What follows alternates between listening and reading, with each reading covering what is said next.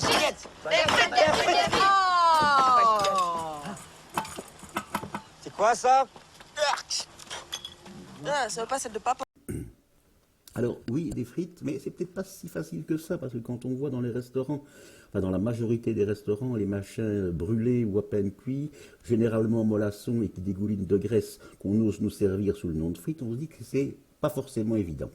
Alors la pomme de terre, une pomme de terre plutôt farineuse, la binge, moi j'adore toujours la grilla qui est une passe-partout plutôt farineuse. Et après, on va changer un petit peu, on va commencer par les mettre dans de l'eau froide et on va porter à ébullition.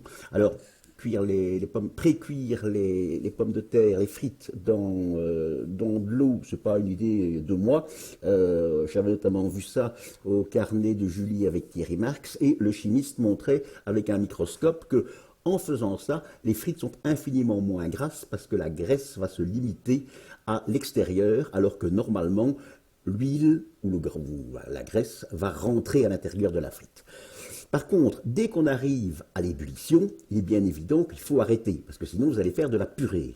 Après ça, on égoutte ces pommes de terre qui ont donc juste été blanchies, on les égoutte sur un essuie et on laisse sécher.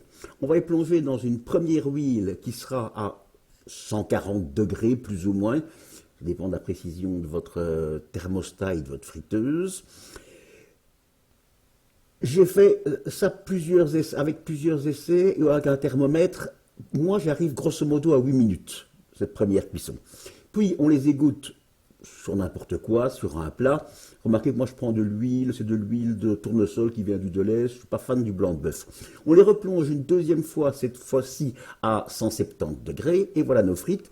Frites qu'on va devoir mettre sur un essuie-tout dans un plat qu'on a préalablement chauffé au four. On va d'abord saler avec du sel fin et juste au moment de servir, on va mettre un peu de fleur de sel. Et on va mettre tout ça pour que ce soit joli dans un petit panier de ce genre-là ou un autre. L'avantage de ceci, c'est que les frites seront jamais en contact avec la sauce.